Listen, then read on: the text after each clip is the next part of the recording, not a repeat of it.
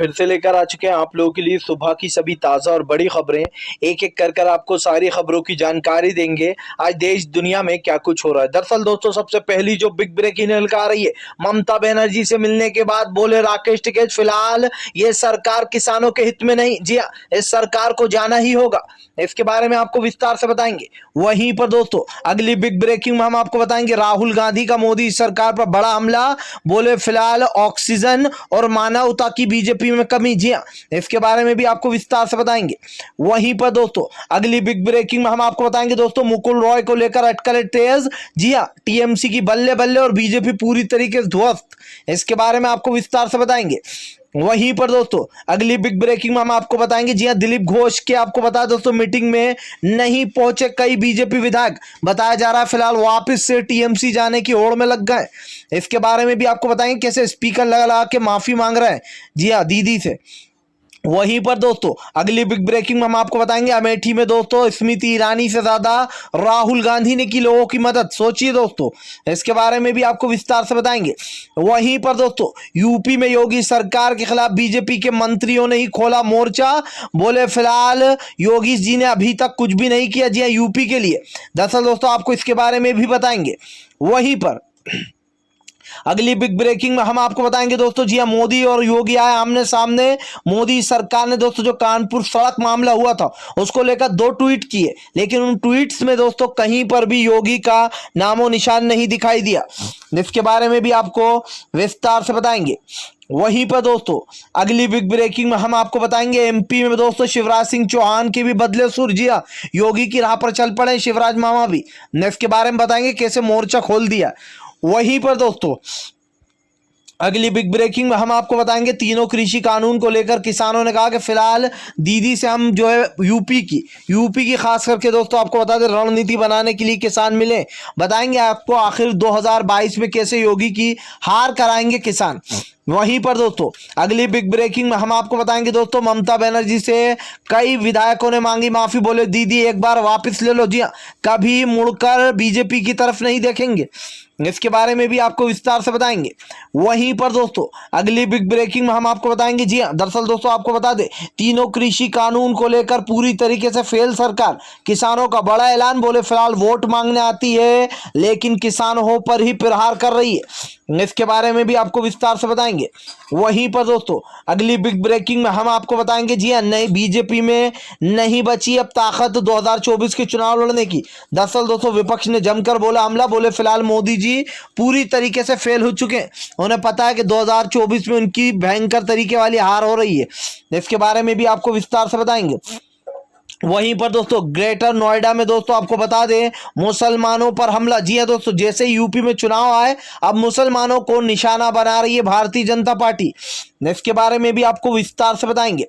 तो सारी खबरें दोस्तों एक एक कर देंगे। फिलहाल खैर चलिए बढ़ते हैं सबसे पहली और सबसे बड़ी खबर की ओर। दरअसल दोस्तों आप लोग बता दें ममता बनर्जी से मिलने के बाद बोले राकेश टिकैत फिलहाल ये सरकार किसानों के ऊपर प्रहार कर रही है। जी राकेश टिकैत ने कहा कि फिलहाल ममता दीदी से इसीलिए मिले ताकि आगे की रणनीति बनाई जाए। आपको बता दोस्तों किसान नेता राकेश टिकैत ने ममता बनर्जी से मिलने के बाद ये ऐलान कर दिया कि फिलहाल वो इस सरकार के खिलाफ अंत तक लड़ाई लड़ने वाले। दरअसल दोस्तों इस बार बंगाल के चुनाव में किसानों की काफी अहम भूमिका थी। आपको पता होगा दोस्तों चुनाव से पहले भी एक बार राकेश टिकैत ममता बनर्जी से मिले थे और ममता बनर्जी ने राकेश टिकैत से हेल्प भी मांगी थी कि फिलहाल जिस तरीके से बीजेपी किसान और आम इंसान को परेशान कर रही है इस जंग में किसान उनका साथ दे। और किसानों ने दोस्तों दिया भी था जंग में साथ। आपको बता दोस्तों लगातार जो यहाँ पर भारतीय जनता पार्टी घिरती चली जा रही है। किसान नेता राकेश टिकैत ने कहा कि सरकार खुद ये काले कानून वापस ले ले वरना इसका अंजाम अच्छा नहीं होने वाला। दोस्तों अब हलचल तेज हो गई है जब से बीजेपी के लिए दोस्तों राकेश टिकैत और ममता बनर्जी ने हाथ मिलाया, तब से मान लीजिए भारतीय जनता पार्टी का सुपड़ा साफ है फिलहाल। खैर चलिए हम बढ़ते हैं दोस्तों एक और अगली बिग ब्रेकिंग की तरफ। बता दोस्तों अगली जो बड़ी खबर निकल कर आ रही है राहुल गांधी का मोदी सरकार पर बड़ा हमला। बोले फिलहाल ना ही ऑक्सीजन और मानवता की मोदी सरकार में कमी आ चुकी है। जी हाँ, ना ही मानवता बची है बीजेपी के पास ना ही ऑक्सीजन रोकने से दोस्तों कई लोगों की मौतें हो रही हैं, जिसको लेकर राहुल गांधी ने मोदी सरकार पर बड़ा निशाना बोलते हुए कहा कि फिलहाल हमारे देश के प्रधानमंत्री लगातार अपने आप को सिर्फ बड़ाई करने में लगे हो, लेकिन जिस तरीके से देश में ऑक्सीजन की वजह से जाने गई हैं, इसको नहीं याद दिलाना चाहते हैं। वो जनता से झूठ बोल रहे हैं हमारे देश के प्रधानमंत्री। दोस्तों कितनी जाने गई ऑक्सीजन न मिलने के कारण, जिसको लेकर राहुल गांधी ने कहा कि फिलहाल पीएम मोदी अपनी छवि सुधारने के लिए कुछ भी कर सकते हैं। अब उनके अंदर मानवता नाम की चीज नहीं बची। लोग मरते हैं तो मरे दोस्तों, सड़कों पर तड़प तड़प के मरे, ऑक्सीजन भले ही ना मिले। लेकिन दोस्तों ये सरकार जो है वो पूरी तरीके से फेल हो चुकी है। भले ही प्रधानमंत्री नरेंद्र मोदी दोस्तों दुनिया को कितना ही दिखावा कर ले कि उनकी सरकार सही कर रही है, लेकिन दोस्तों दुनिया के सामने सच्चाई आ चुकी है कि फिलहाल इस देश का प्रधानमंत्री पत्थर दिल है दोस्तों। लोग मरते रहे सड़कों पर, लोग हॉस्पिटलों में अपनी जान गंवाते रहे, लेकिन दोस्तों इस देश का प्रधानमंत्री सोता रहा और आराम से उठा। जी हाँ, फिलहाल खैर चलिए हम बढ़ते हैं दोस्तों एक और अगली बिग ब्रेकिंग की तरफ। बता दोस्तों अगली जो बड़ी खबर निकल कर आ रही है, AK शर्मा के कारण दोस्तों बढ़ गई योगी और मोदी में टकराहट। जी हाँ, दरअसल दोस्तों आप लोग बता दें, अब मोदी जी ने 2 ट्वीट किए दोस्तों कानपुर हादसे को लेकर, और उन ट्वीटों में दोस्तों योगी का कहीं दूर दूर तक सफाया नहीं। दरअसल दोस्तों ये लड़ाई AK शर्मा की वजह से शुरू हुई है योगी और मोदी के बीच में। आपको पता होगा दोस्तों AK शर्मा जो है वो मोदी के सबसे खासम खास है, और मोदी जी ने इनको कोई अहम जिम्मेदारी देने के लिए यूपी में भेजा था योगी के पास। लेकिन 4 महीने हो गए थे दोस्तों, यूपी में AK शर्मा को कोई भी अहम पद नहीं मिला था, जिसके बाद मोदी जी को दखल अंदाजी करना पड़ी और AK शर्मा को पोस्ट देना पड़ा। अब इसके बाद दोस्तों यूपी की योगी सरकार और मोदी आमने सामने आकर खड़े हो गए। आपको बता दोस्तों मोदी ने 2 ट्वीट किए, प्रधानमंत्री मोदी ने 2 जो है यहाँ पर ट्वीट किए, जिसमें उन्होंने कानपुर सड़क हादसे के बारे में लिखा कि मुझे बहुत अफसोस है, और जिन लोगों के साथ यह हादसा हुआ जो जख्मी उन्हें 50-50 हज़ार दिए हैं, और जिनके जो मर गए हैं उन लोगों को 2-2 लाख रुपए देने का हमने वादा किया। इसको लेकर दोस्तों बगावत उठ गई कि फिलहाल प्रधानमंत्री नरेंद्र मोदी ने योगी के खिलाफ ही मोर्चा खोल दिया, क्योंकि भाई अगर AK शर्मा को कोई अच्छी पोस्ट नहीं दे पा रहे थे योगी, इससे मोदी जी का भेजा घूम गया। और आप समझ सकते हैं दोस्तों प्रधानमंत्री नरेंद्र मोदी का घमंड तो आपको पता ही है, और योगी की भी अड़ियलपना दोस्तों आपको पता है। जी हाँ, दोनों एक दूसरे से कम नहीं है, फिलहाल आपस में ही भिड़ रहा है। इनकी पार्टी में दोस्तों हर कहीं मनमुटाव शुरू हो चुका है। इससे साफ दिखाई दे रहा है कि दोस्तों भारतीय जनता पार्टी का बहुत जल्दी अंत करीब आएगा। फिलहाल खैर चलिए हम बढ़ते हैं दोस्तों एक और अगली बिग ब्रेकिंग की तरफ। बता दोस्तों अगली जो बड़ी खबर निकल कर आ रही, दिलीप घोष की मीटिंग में नहीं पहुंचे दोस्तों कई बीजेपी के अहम चेहरे, तो मिलने पहुंच गए शुभेंदु अधिकारी। जी हां, आपको बता दोस्तों अमित शाह से दिल्ली। दरअसल दोस्तों आप लोग बता दें इन दिनों जो है यहाँ पर शुभेंदु अधिकारी जमकर भड़के हुए। जिस तरीके से ममता बनर्जी ने दोस्तों बंगाल जीत लिया, उसको लेकर पूरी भारतीय जनता पार्टी सन्नाटे में। अब इसको लेकर दोस्तों आपको बता दें दिलीप घोष ने मीटिंग बुलाई थी, जिस मीटिंग में कई बीजेपी के दिग्गज चेहरे जो है दोस्तों वो नहीं पहुंचे, जिसके बाद दोस्तों बताया जा रहा है कि फिलहाल शुभेंदु अधिकारी फौरन भगदड़ मच गई और शुभेंदु अधिकारी दिल्ली जो है यहाँ पर अमित शाह से मिलने आ गए। आपको बता दोस्तों बीजेपी बंगाल में बीजेपी पूरी तरीके से बीजेपी का अंत होने जा रहा है, और यही कारण है जो हर कोई ममता बनर्जी का दामन थामना चाहता है। आपको बताता चलूं दोस्तों जिस तरीके से बीजेपी का एक एक कर अंत हो रहा है बंगाल में, उसको लेकर एक चीज तो साफ है कि फिलहाल भारतीय जनता पार्टी की उल्टी गिनती जो है दोस्तों वो अब शुरू हो चुकी है।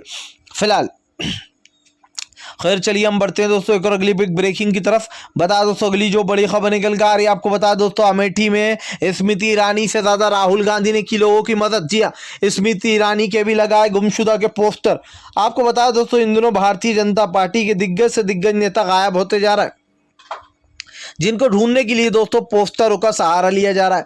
अब दोस्तों स्मृति ईरानी को लेकर भी राहुल गांधी कांग्रेस ने जमकर घेरा।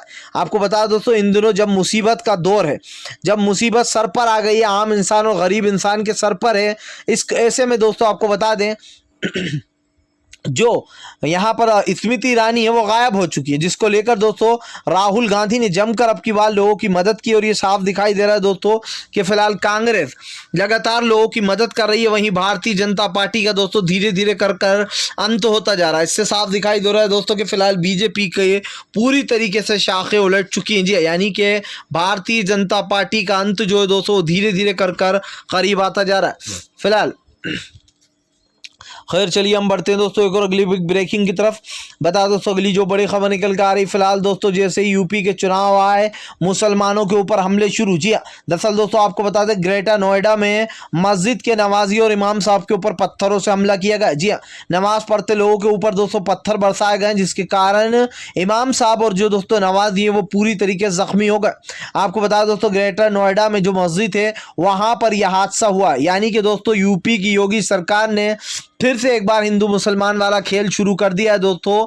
जैसे ही चुनाव आते हैं दोस्तों या तो मुसलमानों के ऊपर इस तरीके के हमले किए जाते हैं या मुसलमानों को अपना निशाना बनाया जाता है। आज भारतीय जनता पार्टी की दोस्तों राजनीति सिर्फ हिंदुत्व पे टिकी हुई है। अगर ये कट्टर हिंदुत्वता नहीं दिखाएंगे तो ये जीत नहीं पाएंगे। जी हाँ, और इसीलिए दोस्तों भारतीय जनता पार्टी सारी हदें पार कर देती है। चुनाव जीतने के लिए दोस्तों किस तरीके दंगे होते हैं, कैसे मुसलमानों को तंग किया जाता है, परेशान किया जाता है, ये आपके सामने। ऐसा नहीं है दोस्तों कि मुसलमानों पर पहली बार हमला हुआ, इससे पहले भी कई बार कई मुसलमानों कई मस्जिदों पर हमला हो चुका है, कई मस्जिदों को शहीद कर दिया गया। लेकिन सवाल ये दोस्तों आज जिस तरीके से भारतीय जनता पार्टी बदले की राजनीति कर रही है, या फिर यूं कहते दोस्तों कि अब एक कौम या एक धर्म को बनाकर दोस्तों जिस तरीके से राजनीति कर रही है, ये सच में दोस्तों बहुत ही शर्म की बात है। फिलहाल खैर चलिए हम बढ़ते हैं दोस्तों एक और अगली बिग ब्रेकिंग की तरफ। बता दोस्तों तीनों कृषि कानून को लेकर किसानों का बड़ा ऐलान। बोले फिलहाल दीदी से इसीलिए मिले क्योंकि अब की बार यूपी में भी योगी सरकार की हार होगी। जी हाँ दोस्तों, बंगाल मिशन के बाद अब किसानों ने यूपी मिशन पर लग गए। किसानों का साफ कहना है कि फिलहाल अगर सरकार ने किसानों की बात नहीं सुनी तो इस सरकार का अंत कर कर रहेंगे। आपको बता दोस्तों किसानों ने बड़ा ऐलान करते हुए कहा कि फिलहाल वो इस सरकार को पूरी तरीके से खत्म कर देंगे। राकेश टिकैत ने कहा कि फिलहाल ये सरकार एक तानाशाही सरकार बन चुकी है। जी जिसमें कुछ पूंजीपति और कुछ उद्योगपतियों के लिए पसीना बहाया जा रहा है। राकेश टिकैत ने कहा सरकार की बहुत बड़ी गलतफहमी है जो वो किसानों से उलझ रही है। किसान तो न थकेगा न घर जाएगा, किसान इसी तरीके से रहेगा। जब राकेश टिकैत से पूछा गया कि आप ममता बनर्जी से क्यों मिलने गए थे, तभी ममता बनर्जी राकेश टिकैत ने बताया कि वो धन्यवाद बोलना चाहती थी जीत के बाद, और आगे की रणनीति के बारे में भी हमने बात की है। जी हाँ, तो फिलहाल दोस्तों यहाँ पर कहीं ना कहीं ममता बनर्जी से मिलने के बाद अटकलें ये तेज हो गई हैं कि फिलहाल अब किसानों का आंदोलन और भी तेज होने वाला है। और ये बात सच है दोस्तों कि फिलहाल ममता बनर्जी से काफ़ी कुछ सीखने को तो मिलेगा ही किसानों को, लेकिन उनसे कई रणनीतियाँ भी मिलेंगी दोस्तों जो कि किसान अप्लाई करेंगे। फिलहाल खैर चलिए हम बढ़ते हैं दोस्तों एक और अगली बिग ब्रेकिंग की तरफ। बता दोस्तों अगली जो बड़ी खबर निकल कर आ रही, योगी की राह पर चल पड़े शिवराज मामा। जी है दोस्तों, मोदी के खिलाफ ही खोल डाला मोर्चा। दरअसल दोस्तों इन दिनों आपको बता दें एमपी के शिवराज मामा जो है वो भी योगी की राह पर चल पड़े, यानी कि मोदी सरकार के खिलाफ दोस्तों बगावती सुर इख्तियार कर लिए। दरअसल दोस्तों आपको बता दें भारतीय जनता पार्टी जिस तरीके से अपनी शाखाएं बचाने की कोशिश कर रही है, सच तो ये है दोस्तों कि बीजेपी में ये अंदरूनी कलह लड़ाइयाँ मच चुकी हैं। इनके अपने विधायक दोस्तों इनकी पार्टी के खिलाफ हो रहे हैं। आपको बता दोस्तों अब फिर से एक बार जो यहाँ पर भारतीय जनता पार्टी का पूरी तरीके से सुपड़ा साफ हो गया है। दरअसल दोस्तों एमपी में शिवराज मामा ने तुषार को दोस्तों ओएसडी बना दिया था, जिस मामले को लेकर दोस्तों बीजेपी में घमासान मच गया। अब आप सोच रहे होंगे दोस्तों तुषार कौन है। दोस्तों ये वही तुषार हैं जिन्होंने बाबा रामदेव और मोदी सरकार के ऊपर कई ट्वीट किए थे, ऐसे ट्वीट्स किए थे दोस्तों जो मोदी और रामदेव बाबा के अगेंस्ट थे, और शिवराज मामा ने इनको ओएसडी बना दिया था भोपाल का, जिसको लेकर दोस्तों आप जानते होंगे तेजेंद्र बग्गा जो है, जो कि एक निहायती बकवास आदमी है दोस्तों। तेजेंद्र बग्गा बीजेपी का से खड़ा हुआ था ये चुनाव लड़ने के लिए, लेकिन दिल्ली में बुरी तरीके से हार गया था। अब दोस्तों जब तुषार को ओएसडी बना दिया गया तो तेजेंद्र बग्गा ने जो तुषार के पहले के ट्वीट्स थे, जब उन्होंने मोदी और बाबा रामदेव को ताना दिया था, वो ट्वीट्स को दोस्तों शेयर करते हुए सबको बताया। दोस्तों तेजेंद्र बग्गा चाहता तो ध्यान दीजिए, तेजेंद्र बग्गा चाहता तो ये ट्वीट्स शिवराज मामा के पास डायरेक्ट भेज सकता था, लेकिन दोस्तों उसको शिवराज सिंह चौहान की भी किरकिरी करना थी। तेजेंद्र बग्गा ने ये ट्वीट्स शेयर किए दोस्तों। पहला ट्वीट्स जो था दोस्तों जो यहाँ पर बाबा तुषार का जो पहला ट्वीट था दोस्तों वो बाबा रामदेव के खिलाफ था, जिसमें बाबा रामदेव ने कहा था कि अगर सरकार मुझे अनुमति दे तो पेट्रोल के दाम 35 तक हो सकते हैं। जिसके बाद तुषार ने ताना मारते हुए लिखा था कि जरूर उसमें गौमूत्र मिलाएंगे बाबा, तभी 35 रुपये लीटर बेचेंगे। ये किसके खिलाफ था दोस्तों? ट्वीट बाबा रामदेव के। दूसरा ट्वीट जो है दोस्तों वो मोदी सरकार के खिलाफ था। तुषार लिखते हैं कि वाह किस्मत हो तो मोदी जी की तरह हो। जी हाँ, ऑफिस में कोई सवाल पूछने वाला नहीं और घर पर सवाल पूछने के लिए बीवी नहीं, इस तरीके का ताना मारते हुए दोस्तों तुषार ने मोदी सरकार को घेर लिया था। अब दोस्तों जब ये मामला पूरा बढ़ गया तो शिवराज मामा ने रातों रात वापस तुषार को 24 घंटे के अंदर हटा दिया।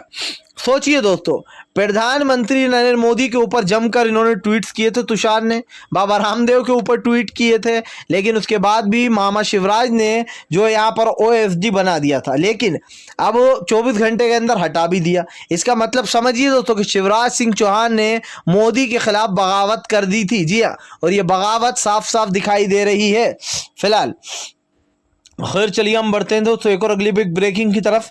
बता दोस्तों अगली जो बड़ी खबर निकल कर आ रही, ममता बनर्जी की पार्टी में शामिल हो सकते हैं मुकुल रॉय। जी है दोस्तों, भारतीय जनता पार्टी को बड़ा झटका, मुकुल रॉय की दोस्तों टीएमसी में हो सकती है वापसी। दरअसल दोस्तों आपको बता दें इन दिनों अटकलें तेज हो गई हैं कि फिलहाल मुकुल रॉय जो है वो वापस से टीएमसी में शामिल हो सकते हैं। आपको बता दोस्तों लगातार मुकुल रॉय को लेकर जो यहाँ पर टीएमसी में भगदड़ मच गई है भाजपा में, क्योंकि लोगों ने दोस्तों भाजपा ने अनुमान लगा लिया कि फिलहाल मुकुल रॉय के जो सुर हैं और जिस तरीके से उनके बेटे ने दोस्तों ममता बनर्जी के समर्थन में जो फेसबुक पर एक पोस्ट डाली थी जिसमें उन्होंने लिखा था कि ममता बनर्जी को ब्लेम करना बंद करो और बीजेपी अपनी पार्टी पर ध्यान दे, जिसके बाद दोस्तों बंगाल में सियासत तेज हो गई थी। अब बताया जा रहा है दोस्तों कि फिलहाल मुकुल रॉय अपने बेटे समेत ममता बनर्जी की पार्टी में शामिल हो सकते हैं। तो दोस्तों यही कारण है जो भारतीय जनता पार्टी को बड़ा झटका लग रहा है दोस्तों। इसका एक कारण यह भी है कि बीजेपी की करारी हार हो चुकी है, यानी कि भारतीय जनता पार्टी कितनी ही कोशिश कर ले दोस्तों अब की बार बीजेपी का लगातार अंत हो रहा है और हर जगह अंत होगा फिलहाल। खैर चलिए हम बढ़ते हैं दोस्तों एक और अगली बिग ब्रेकिंग की तरफ। बता दोस्तों अगली जो बड़ी खबर निकल कर आ रही है, आपको बता दें फिलहाल भारतीय जनता पार्टी को नहीं है देश की चिंता। जी आपको बता दोस्तों एक बार फिर से जो यहाँ पर कांग्रेस ने जमकर हमला बोला।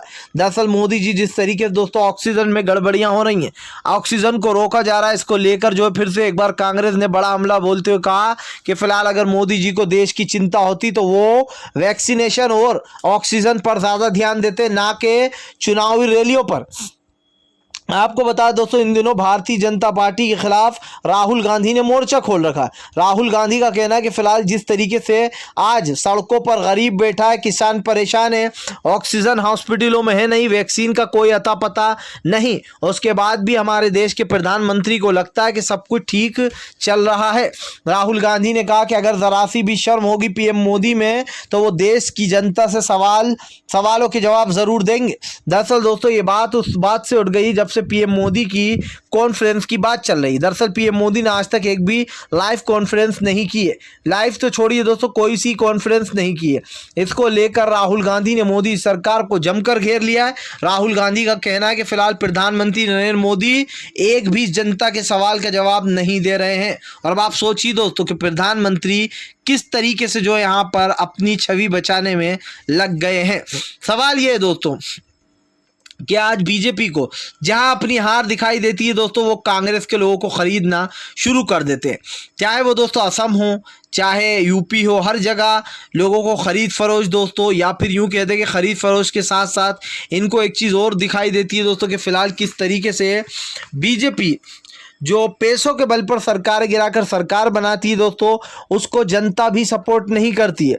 लेकिन फिलहाल आएगा दोस्तों, अब वो समय आ रहा है धीरे धीरे जब बीजेपी का एक एक राज्य से अंत होगा और जब 2024 में मोदी जी का अंत होगा तो यकीन कीजिए दोस्तों बीजेपी पूरी खत्म हो जाएगी। फिलहाल अगर आप भी शांतिपूर्ण ढंग से पीएम की इन सभी गलत नीतियों का दिल से विरोध करते हो तो इस वीडियो को ज़रूर लाइक कीजिए। चैनल पर पहली बार आए हैं तो सब्सक्राइब करने के साथ साथ पास में एक घंटी आएगी उसको ज़रूर दबाएँ ताकि हमारे हर वीडियो की अपडेट आपको मिल पाए।